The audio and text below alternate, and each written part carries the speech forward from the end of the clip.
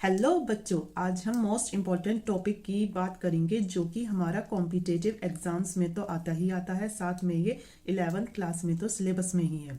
किसी भी राशि की बीमा निकालने से पहले थोड़ा उनके बारे में पढ़ लेते हैं कि जो बीमा होता है वो केवल इन 3 राशियों पर ही डिपेंड होता है। कौन कौन सी राशि हैं? जैसे फर्स्ट है हमारी द्रव्यमान, सेकंड है लंबाई, तीसरी है समय। ठीक है। अब इस द्रव्यमान का मतलब क्या होता है? मास। तो इसे किससे डिनोट करेंगे? इसे हम डिनोट करेंगे एम से। और जो ये लंबाई है इसको क्या कहते हैं? लेंथ कहते हैं। तो इसको किससे डिनोट करेंगे? इसे हम एल से डिनोट करेंगे। और जो हमारा समय को हम किससे करते हैं? टाइम, मतलब इसे करेंगे टी से डिनोट करते हैं। ठीक है। इन्हीं 3 राशियों के सहारे हम यहाँ बीमा को देखने वाले हैं। और हाँ, कभी कभार धारा ए का भी यूज होता है। अब सबसे पहले हम समझते हैं बीमा या फिर बीमीय सूत्र किसे कहते हैं। तो किसी भी भौतिक राशि को एम, एल तथा टी के घात के रूप में लिखना ही बीमीय सूत्र कहलाता है। अब एग्जाम्पल में हम कुछ भी ले सकते हैं, पर एम, एल और टी के रूप में लेना। अब इसकी जो घात होती हैं वो ले लो। जैसे एम की घात है 0, एल की है 1, टी की है 0। या फिर एम है, फिर एल की 2 है, टी की -2 है। अब एम एल टी के पावर के रूप में लिखना ही क्या कहलाता है? हमारा विमीय सूत्र कहलाता है। अब हम देखते हैं कुछ बेसिक बीमा, तो वो क्या क्या है, तो आइए देखते हैं। सबसे पहले है हमारा क्या? क्षेत्रफल। क्षेत्रफल का फॉर्मूला होता है हमारा लंबाई गुना चौड़ाई। क्या होता है? लंबाई गुना चौड़ाई। इसे भी एल से डिनोट करते हैं, इसे भी, मतलब लंबाई और चौड़ाई दोनों को एल से ही डिनोट करते हैं। तो एल गुना एल मतलब कितने एल हुए? 2 एल हुए। तो एल की घात हो गई 2। इसे अब कोष्ठक में कर देंगे बंद। ठीक है। अब है दूसरा है हमारा आयतन। तो आयतन की क्या बीमा है? दूसरा है हमारा आयतन। आयतन होता है v। इसका फॉर्मूला होता है लंबाई गुना चौड़ाई गुना ऊंचाई। ठीक है। इसको एल से डिनोट करते हैं, इन्हें भी एल गुना एल। तो कितने एल? 3 एल। तो एल की घात कितनी? 3। और इसे फिर कोष्ठक में बंद कर देंगे। अब बात करेंगे किसकी? घनत्व की। तो इसका फॉर्मूला होता है द्रव्यमान बटे आयतन। द्रव्यमान बटे आयतन। तो क्या होता है? M upon V. एम तो एम ही रहेगा, इसे करा कोष्ठक में बंद इसकी बीमा। और आयतन की अभी हमने देखी थी, क्या थी बीमा? एल की पावर 3, मतलब एल की घात 3। ठीक है। अब ये एम तो अपनी जगह ऐसी रहा, एल ऊपर जाएगा तो इसकी घात में माइनस लग जाएगा। ठीक है। तो ये है इसकी बीमा। अब आगे किसकी बीमा है? वेग। वेग का फॉर्मूला होता है हमारा विस्थापन बटे समय। विस्थापन बटे समय। तो विस्थापन क्या है? विस्थापन बटे समय ये होता है एस अपॉन टी। तो एस विस्थापन की भी होती है एल बीमा, और टाइम की भी होती है टी बीमा। तो एल तो है ही है ऊपर, और अगर टी हमारा ऊपर जाएगा तो क्या हो जाएगा? -1। तो ये हो गई इसकी बीमा। अब है हमारी चाल की बीमा। तो चाल की बीमा होती है हमारी दूरी बटे समय। क्या होती है? चाल का फॉर्मूला होता है दूरी बटे समय। तो इसकी बीमा अभी निकालते हैं। एल अपॉन टी हो गया ये। तो इसकी बीमा क्या होगी? एल अलग और टी अलग। तो ऊपर जाएगा तो क्या हो जाएगा? t-1। तो याद रखना, इसकी और इसकी जो बीमा है वो सेम है। वेग की और चाल की बीमा सेम है, L-T-1। अब हम निकालेंगे किसकी? त्वरण की बीमा। तो त्वरण की बीमा होती है वेग परिवर्तन अपॉन समय। वेग परिवर्तन अपॉन समय। तो वेग परिवर्तन होता है v और समय होता है t।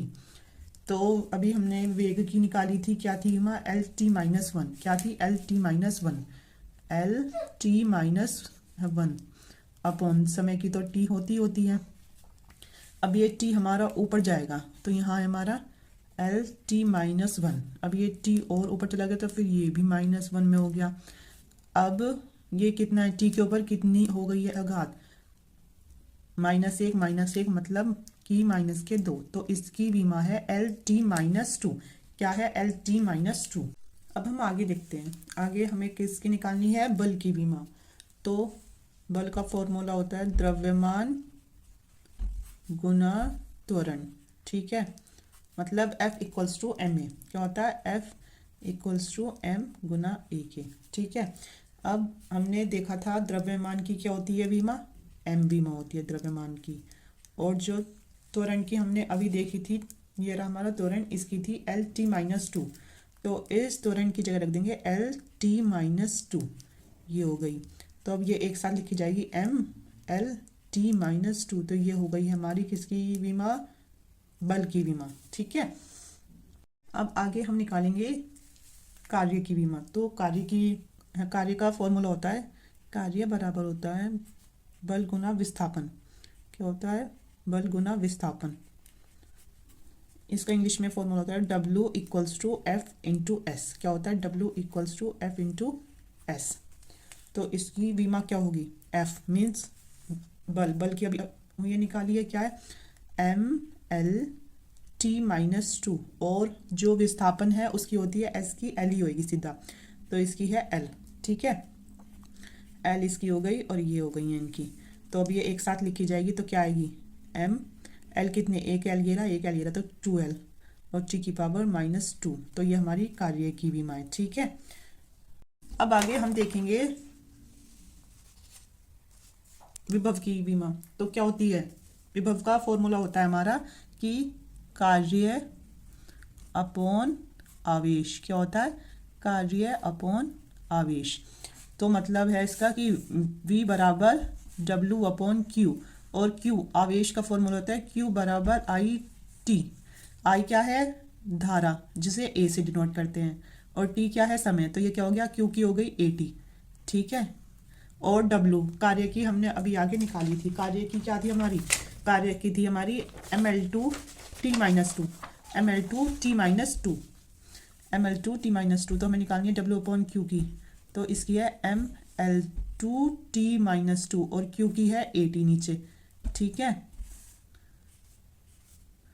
अब ML2T माइनस टू और A ऊपर जाएगा तो A माइनस वन, और T ऊपर जाएगा तो T माइनस वन। ठीक है, अब आगे करते हैं कि M तो ऐसे ही रहा, L यहाँ 2 ही है, और T कितने हैं यहाँ? एक ये रहा, T एक ये रहा, तो फिर -2 -1 कितना हुआ? माइनस का 3। तो यहाँ आएगा माइनस का 3, और A एक ही है, तो A -1। तो ये है इसकी विमा। ठीक है, विभव की विमा है ये। अब हम आगे देखेंगे किसकी विमा? अब देखेंगे हम प्रतिरोध की विमा, जो कि होती है विभव अपॉन धारा। विभव है हमारा क्या? इसका फॉर्मूला है R equals to V upon I. अभी हमने देखी I मतलब धारा, उसका हमने उसकी क्या होती है? A होती है। और विभव की क्या होती है? विभव की अभी हमने देखी है, विभव ये रहा, इसकी है ML2T minus 3 A1, ML2T minus 3 और A माइनस 1। अब ये ऊपर जाएगा तो क्या होएगा? ML2T माइनस 3 A माइनस 1, और ये वाला A भी अगर ऊपर जाएगा तो कितने? -1 हो गया। अब यहाँ -1 है, -1 है मतलब -2। तो इसकी प्रतिरोध की विमा है ML2T माइनस 3 A माइनस 2।